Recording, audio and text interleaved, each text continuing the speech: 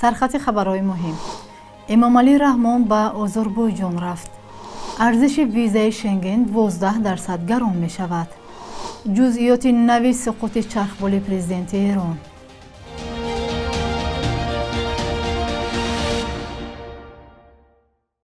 درود بیننده های عزیز، امیدوارم خوبید و نویدی بامدادی رو تماشا دارید.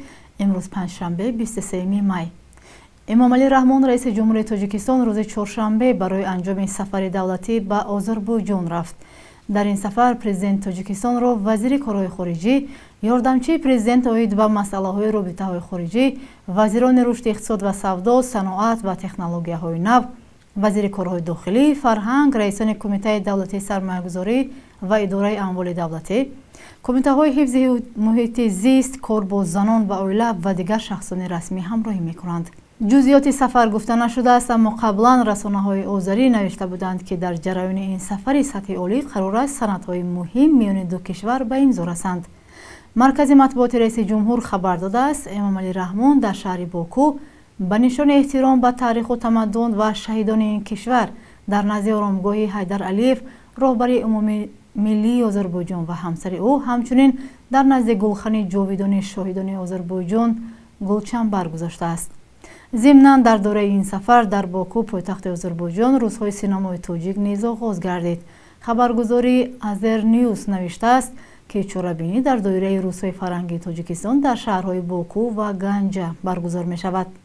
در این چورابینی همچنین برنامه‌های هنری، نمایش رسامان و هنرمندان و لباس‌های ملی پیشکش تماشابینان می‌گردد. تجارت بین دو کشور چندان بزرگ نیست و روابط مخصوص دو جانبه تنها در 2 سال اخیر به مشاهده می‌رسد. آذربایجان یکی از اعضای کلیدی اتحادیه دولت‌های ترک زبان است و نیز از تاجیکستان خواسته است مشکل مرزیش را با قرقیزستان حل کند. در تاجیکستان تا یک سال اخیر نرخ شکر به اندازه 24.4% بالا رفته است. فعلا نرخ میانه 1 کیلوی آن در کشور 12 سوم و 20 درم را تشکیل می‌دهد. این در حالی است که سال گذشته آن به 9 سوم و 80 درم نرخ داشت. کارشناسان قیمت شوی شکر را به منع صادرات آن در روسیه که تاجیکستان از این کشور حدود 32% این محصولات را وارد می‌کرد مربوط می‌دانند. روسیه صادرات شکر را تا 31 آگوست سال 2024 منع کرده، چون این تدبیر را نگرانی از افزایش صادرات شکر به خارج عمل داد کرد. با سبب موجود نبودن اشیاء خام داخلی، شکر در تاجیکستان استحصال نمی شود. وزیر صنعت و تکنولوژی های نو تاجیکستان شیرعلی کبیر سال گذشته ضمن یک نشست مطبوعاتی گفته بود ما برای پرورش لبلبوی قند زمین کافی نداریم. در شرایط تاجیکستان آن حاصل بلند نمی دهد. 100,000 گکتار زمین لازم است، از کجا آن را یابیم؟ از این رو استحصال شکر فایده آور نیست، گفته بود او.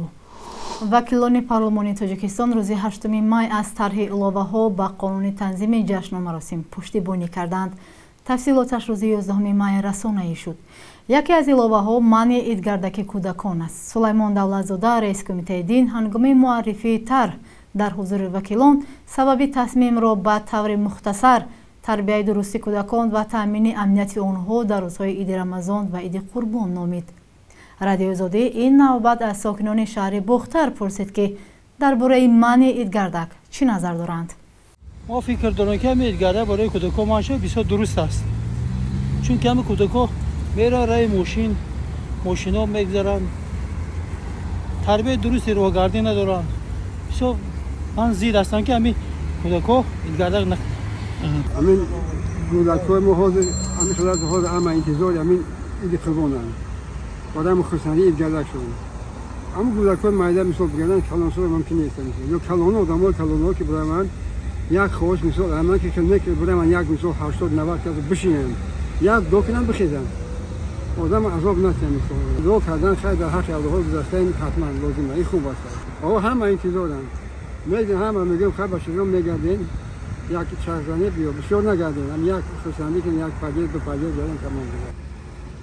بتوزارم عیدگردک که کودک‌های مایده را اجازت یان خرسندی کودک‌ها به همه را خوب ترای و کلانسال‌ها نگردن همون مصیبت داران را بروان کسالو را خبر گیرن اکی خونه وقت نگشتن هنر نیست همون بچه‌های تا 10 ساله را بگردن خوب خرسند میشوند یکی که کلانسالا را مرتبطان را بروند کسلا را خبرگیری دستیاری کنند یاردم کنند کسلا را دردمندان انا او باید مورد فایده تره به همه را خوب باید اکنون را باید احتیاط شوند مادر پدرها باید صاحبی کنند در راه کوچه نمونند بسیار گشتن باید به نظارت نمونند های بعضی جاها هستند که گروه وای میشد و بعضی نخشو در روی میگیرند از همون سبب ها ممکن زکاره وای کردنش ممکن خیلی فکر من با کرم درست است گروه شده ایدگرده کردن کرم خیلی وای است. Это радость для детей. Почему бы им один раз в год это не походить, не повеселиться? Ничего страшного в этом нету. В нашей религии такого нету. Но если это мусульманский, как раньше говорится, закон был, почему? Это детский праздник. Это праздник для детей. Вот. Один раз в год можно им позволить. Ничего страшного я в этом не вижу. نمیدونم آخی من چون که ندونم من ادگرده که من خونه هم نمیبرم یا آدمی دولینی خان کسل کوچه هم نمیبرم فکری منی چی نیست یا یاد کسل من خدمت فکر مینم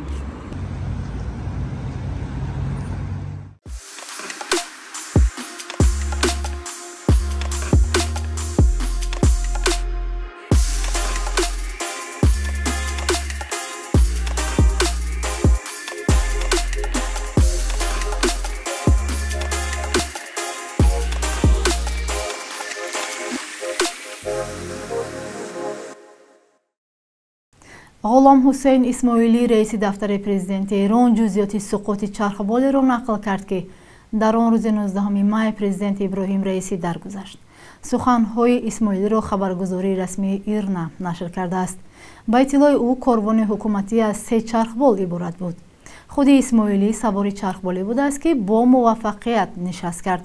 او گفت که وضعیت باد و هوا زمان پرواز صاف بود. با گفته او تنها در یک قطعه هوا در منطقه بالای معدن میسی سونگون در ولایت آذربایجان شرقی که محل سقوط چرخبال می باشد پاره ابر دیده می شد. او گفت فاصله بین مکالمه آخرین خلبان‌های چرخبال‌ها بعد بالا رفتن از روی ابرها نه بیشتر از 1.5 دقیقه بوده است. در داخل چرخبالی که پرزیدنت ایران ابراهیم رئیسی قرار داشت اینچنین وزیر امور خارجه حسین امیر عبداللهیان و باز 6 مقامدار دیگر قرار داشتند که همه جان دادند. یک بخش رسانه‌ها بعد اعلان خبر مرگ پرزیدنت ایران نامساعدی هوا را سبب آوردند. خبرگزاری ایرنا اخیراً نوشت که سبب سقوط چرخبال میتوانست مشکلات فنی باشد. ایران مورد تحریم‌های سخت بین‌المللی است و به این کشور وارد کردن فناوری‌های هوایی غربی ممنوع باشد. چرخبال آمریکایی بیل که در آن پرزیدنت ایران سوار بود احتمالاً از راه دور زدن تحریم‌ها خریداری شده از نظارت پوره تکنیکی نگذشته باشد.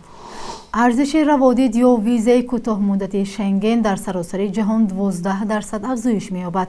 وزارت کارهای خارجی و اروپایی اسلوونیا خبر داده که قاعده نو از 11 ایون سال روان به اجرا می‌دراید. بر اساس نرخنامه نو ارزش روادید شنگن برای کلانسالان 90 یورو و برای کودکان از 6 تا 12 ساله 45 یورو خواهد بود. روادید برای کودکان تا 6 ساله رایگان میماند. در حال حاضر ارزش ویزای شنگن برای کلانسالان 80 یورو و برای کودکان از 6 تا 12 ساله 40 یورو را تشکیل می‌دهد.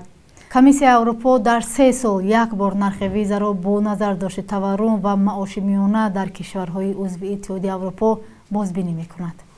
بخش یک روز تاریخ از مهمترین تحولات تاریخی برای امروز خبر می‌دهد.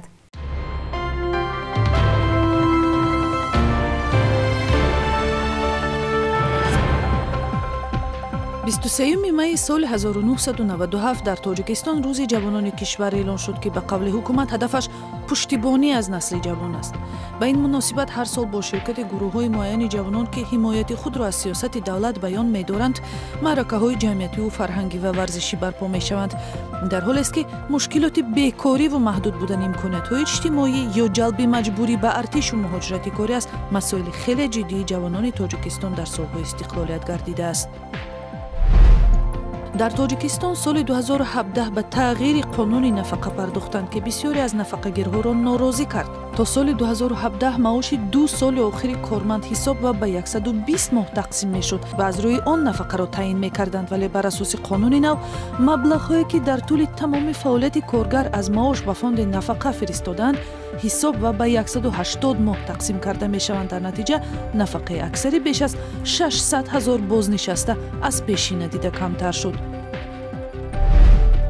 дар авҷи пандемияи коронавирус 23 майи соли 2020 натоқи маъруфи телевизиони Тоҷикистон Мунира Ҳакимова даргузашт. ӯ 63 сол дошт. Ҳакимова давоми солҳои истиқлолият ба симои аввали телевизиони марказии Тоҷикистон табдил шуд ва баробар бо ин дар филму намоишномаҳои ҷудогона ба ҳайси ҳунарпеша кор кардааст. арзиши рубли русӣ каме боло рафта 1000 рубл ба 120 сомонӣ баробар шудааст, аммо қурби доллару евро поин рафта 100 евро баробар аст ба 1172 сомонӣ ва 100 доллар ба 1082 сомонӣ.